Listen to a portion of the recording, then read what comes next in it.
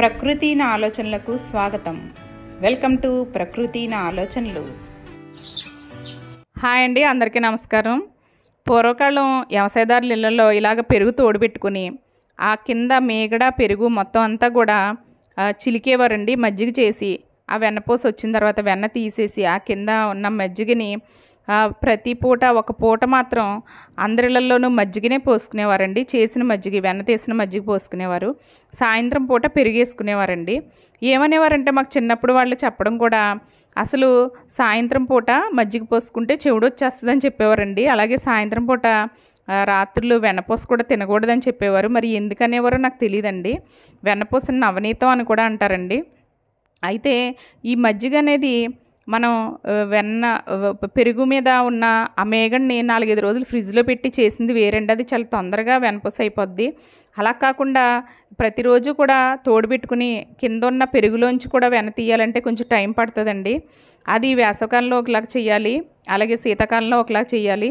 Time పడుతుందండి, అది process అనమాట. అయితే దీన్ని పూర్వకాలం ఇళ్లలో అందరూ ఉమ్మడి కుటుంబాలు కాబట్టి లేకపోతే అత్తగారులు కూడా ఉండేవాళ్ళండి. ఎవరైతే పెద్దవాళ్ళు ఉంటారో వాళ్ళు కూర్చుని నింపాదిగా అలా చేస్తూ ఉండేవారండి.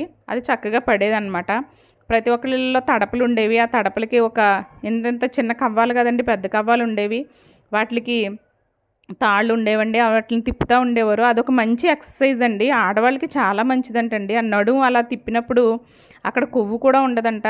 అలా తిప్పినప్పుడు కూడా అదొక మంచి ఎక్సర్సైజ్ అంటండి. ఇప్పుడు ఎవరినైనా అలా తిప్పి చూడమనండి, అసలు ఇంకా వాళ్ళకి చాలా నీరసం వచ్చేస్తుందండి. అంటే అది అలవాటు తప్పిపోయింది కాబట్టి. ఆ రకంగా వాళ్ళు కోడళ్ళు పైన పని చేసుకుంటుంటే వెనకాల ఉన్న అత్తగారులు వాళ్ళు ఇలాగా మజ్జిగ చేసి పక్కన పెట్టేవారండి. తర్వాత ఈ వెన్నపూసను కూడా ఎలా అంటే వీళ్ళల్లో అందరూ వచ్చేవారండి.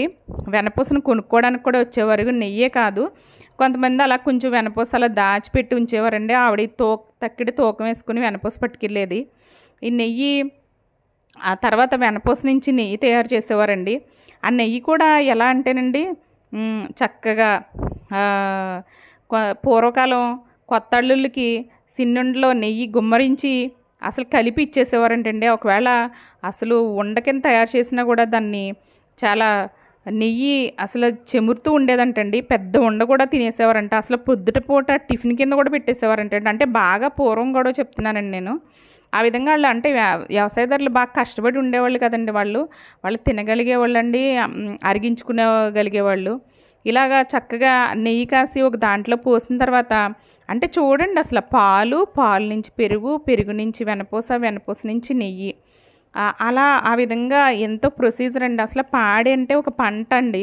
అసలు పాడి ఉండటం కూడా అది ఒక ఆదాయం అనమాట అండి. వ్యవసాయదారులకి ఒక పంట కింద భావించేవారు.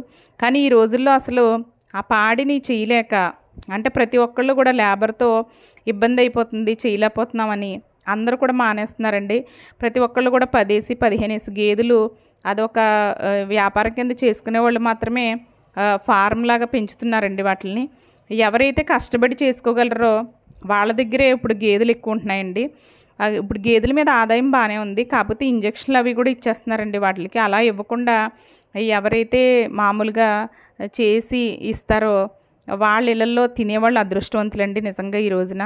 ఆ రకంగా ఏంటంటే మనం నెయ్యి కాచిన తర్వాత గోదావరి ఉంటుంది కదండి, దాన్ని గోదావరి అంటారు.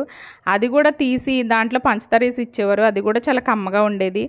తర్వాత ఏంటంటేనండి, కొంతమంది ఏం చేసేవారంటే గోదావరి వస్తుంది కదండి, దాన్ని గీకిన తర్వాత అందులో కొంచెం బెల్లం వేసి ఉడకబెడితే అది దాన్ని పాకం పట్టిన తర్వాత కొంచెం అది ఒక చాక్లెట్లా గమ్ములా తయారయ్యేదండి. దానికి పుల్ల చుట్టు కూడా ఇచ్చేవారు, అలా కూడా తినేవారు.